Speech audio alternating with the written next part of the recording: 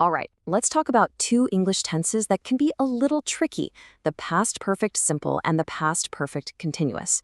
But don't worry, by the end of this quick explainer, you're going to be using them like you've known them your whole life.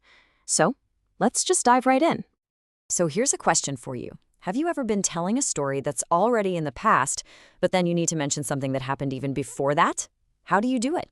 How do you keep your timeline straight? Well, that's the exact problem these tenses were invented to solve.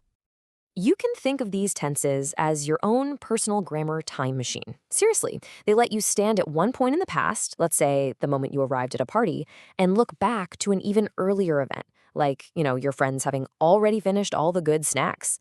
It's all about putting past events in the right order. Okay, first things first, let's look at the actual building blocks, how these tenses are formed. And trust me, it's surprisingly straightforward. The formulas are actually pretty easy to remember. For the past perfect simple, all you need is had plus the past participle of a verb. Think had seen or had gone. For the past perfect continuous, you just add been and then the ing version of the verb. So had been seeing or had been going.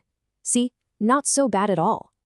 So now you know how to build them. But the real question is, how do you know when to use them? The key isn't in the structure. It's all about what you want to emphasize in your story. And here it is, the core difference. It really just boils down to this. The past perfect simple focuses on the completion of an action. It's finished, it's done. The past perfect continuous, on the other hand, focuses on the duration, how long something was happening. Just remember that, completion versus duration. That's the secret. Let's look at a real example. In this sentence, the action of eating was completely finished by the time I arrived. We're focused on the result, right? The dinner was over. That action is complete, so we use the simple form. Now, compare that to this. Here, the focus isn't that the cooking was finished. The focus is on the duration, that whole 2-hour stretch she was cooking before he walked in the door. We're showing how long the action was in progress. Just a quick heads up before we practice, there's a little exception to the rule. Some verbs, which people sometimes call stative verbs, don't really do the whole ing thing. These are usually verbs about states of being, not actions, like knowing something, or owning something, or loving someone. So you'd always say I had known him for years. You wouldn't say I had been knowing him. Just something to keep in the back of your mind. All right, enough with the theory. The best way to really get this stuff down is to, well, do it. Let's try to apply these rules ourselves. Okay, it's your turn. Take a look at these 3 sentences. For each blank, you've got to decide, is it past perfect simple or past perfect continuous? Go ahead and pause right here, think it through, and we'll check the answers in just a second. So, how to do? For the first one, the film had already started. That's a completed action.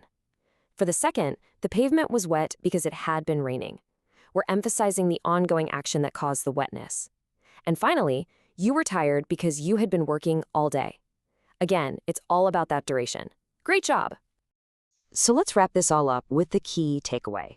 If you're going to remember anything, remember this. It really just comes down to these 2 rules.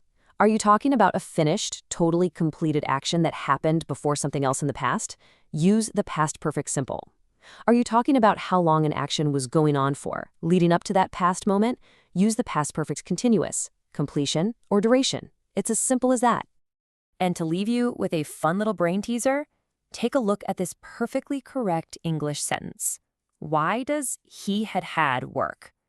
Well, it's just the past perfect of the verb to have. It's a great little reminder of just how wild and fun English grammar can be. Thanks for tuning in.